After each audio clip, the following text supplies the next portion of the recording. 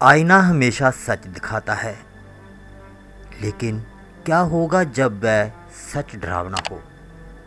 ये कहानी एक ऐसे आईने की है जिसमें छिपे हैं अंधेरे राज और एक खतरनाक शराब। क्या आप उस आईने में झांकने की हिम्मत करेंगे?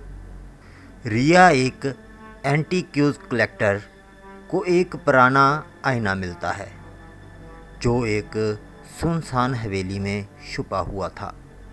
हवेली के केयरटेकर ने चेतावनी दी, इस आईने को कभी मत खरीदना।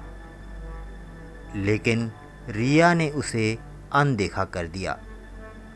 आईना सुंदर और रहस्यमय था, लेकिन उस पर कुछ अजीब खरोंचें थी।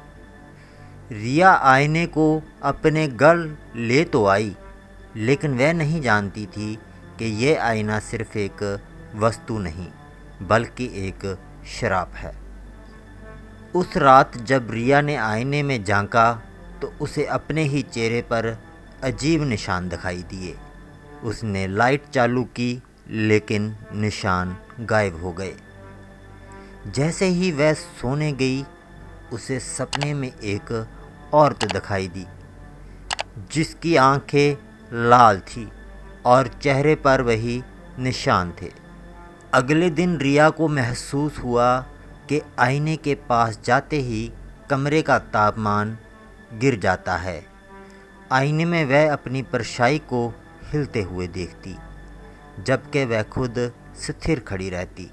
उसके दोस्तों ने उसे समझाने की कोशिश की कि ये सब उसका भ्रम है, लेकिन रिया जानती थी कि कुछ तो गड़बड़ है।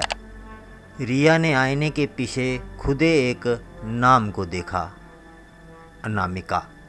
वह लाइब्रेरी में रिसर्च करती है और जानती है कि ये आईना एक महिला की आत्मा का निवास है जो अपने साथ अन्य आत्माओं को खींच ले जाती है।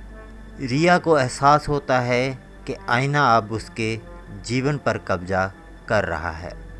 रिया आईने को नष्ट करने की कोशिश करती है, लेकिन उसे पता चलता है कि ऐसा करना आसान नहीं। आईना टूटने के बाद भी उसकी दरारों से खून टपकता है।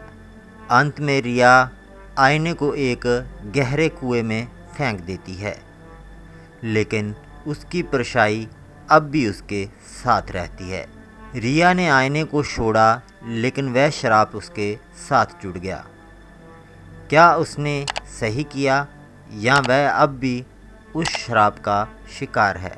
कुछ रहस्य कभी नहीं सुलझाए जाने चाहिए और कुछ आईने कभी नहीं देखे जाने चाहिए।